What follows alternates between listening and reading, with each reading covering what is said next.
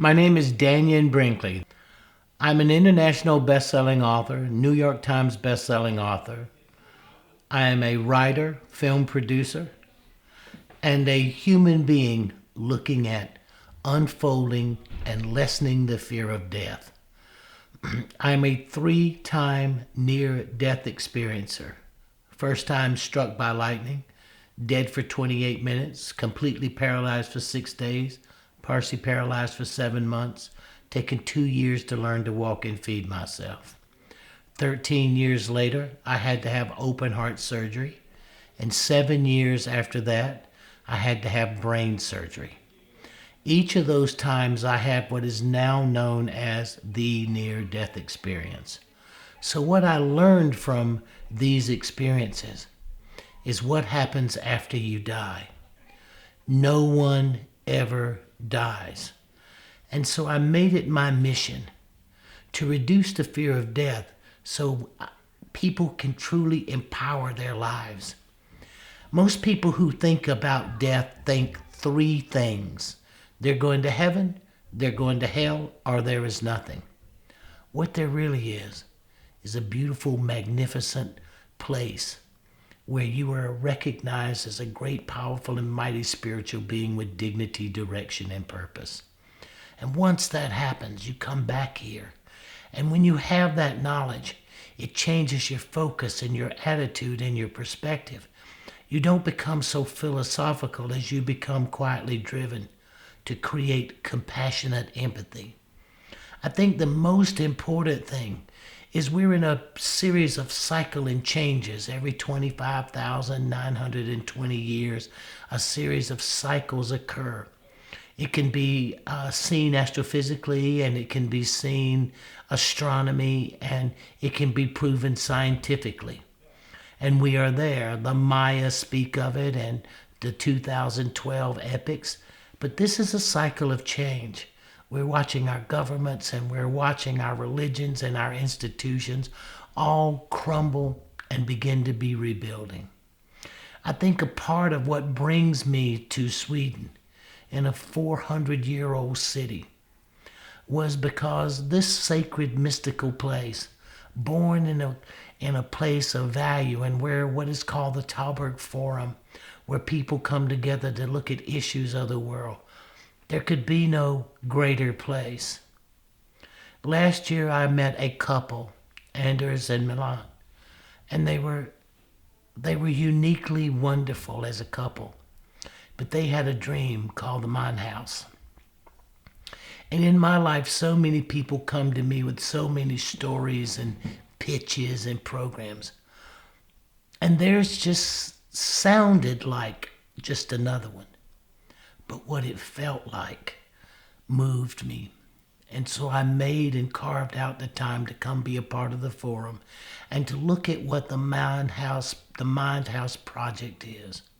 And what I thought it was going to be was a retreat, a place that someone could build a retreat. What I discovered was it was a dynamic group of people, philosophical, deeply spiritual, and dedicated to finding ways to make the world a better place. But what I realized was the cohesive respect that I saw from the planners of this program, and I saw a quality that I, as an American capitalist, would have never believed possible, that I would sit down and listen to a bunch of socialists philosophically talk about how to make the world a better place and find oneness. I would have never thought it. And what I can say about this group of the Mindhouse is this. I am not only amazed of what I heard, I'm astounded by people searching for an answer that I learned while I was dead. And in the course of that, I see ways that I can take the knowledge that I have and compassionately and respectfully integrate it with their philosophies and their ideals to make an astounding, innovative change. These are one of the most remarkable days of my life, watching the Talbot Forum and watching what the Mindhouse program is, and meeting people who I would never have entertained a conversation, and to be so amazed at the beauty in them. That was astounding. What I think about where we are today is the world is changing. If you look at the Maya, we are moving out of the galactic period. And what that means is that all things not done in integrity would collapse. Religions, institutions, governments, your banks, our economic systems, our politicians, all of them are failing all around us. But it's a cycle. And to come together at this time and at this place, at this particular junction in history, could only have been spiritually guided and honorably connected. When a person is called, they come. And when we all came in the first day or so, it was so amazing. I saw many felt like me.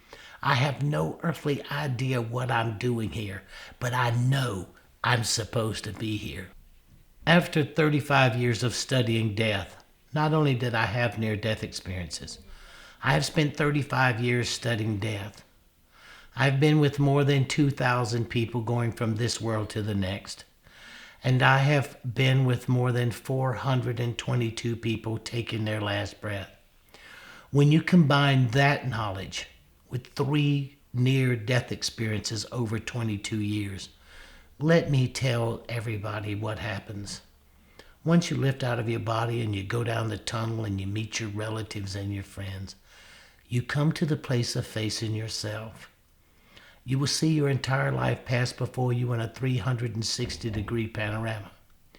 You will watch your life from a second-person point of view to see how close you came to the choices that you had chosen to make before you came here. And then you will literally become every person that you've ever encountered, and you will feel the direct results of your interaction between you and everyone else. You will become them. What that tells you is this: pay attention to your intent instead of your action. What it also tells you is this: no one ever gets away. No one. So you learn forgiveness. And then last, judgment. You will judge yourself. After you've watched these 3 parts of your life, you will judge yourself. And how you would judge yourself is this: whatever you believe to be divine or God, if the divine could not come today and it sent you in the life you just reviewed, what difference did divinity make? I am watching that in action at Mindhouse. People who have no idea what I know about this life review are with many different diverse skills as artists and engineers and scientists and philosophers and just everyday people. They are hunting how to find a balance in exactly those 3 things. And the synergy and the beauty of seeing that with people not knowing what I know, the veteran of 3 life reviews and the study of more than 300 people who have been resuscitated, coming to that same conclusion. It is a thrill to be on the cutting edge of the innovative new universe and new world that is being created around us, and to participate in the Mindhouse program that Milan and that Anders are creating. And I am sincerely thankful to them and to the most brilliant, wonderful bunch of socialists I ever had the privilege of spending time with. When I think back and I look at it, and as it is now closed, and I look to see what have I gained or what new insights maybe I acquired, I think the greatest insight I've acquired is hope. And the greatest is I have been inspired. I can watch so many diverse opinions and thoughts about what is reality, respectfully and synergetically molded and put together in a cohesive focal group that will evolve into an action plan that will manifest itself. And to watch the people that Anders and Milan chose to narrate and moderate, Tom and Marcellus and Pio, to watch these people control the opinions and the fire that burns in the hearts of all of us in such a way that the sense of success, I already feel it burning inside of me. But I have been in an inspired position, and I have so learned to deeply appreciate other people's opinions, whereas normally I just only appreciate mine. And I think that's the gift that I was given. And I have found people who I would have never considered ever considering their point of view. And now I don't want to live without that brain trust supporting me in my goals and me supporting them in theirs.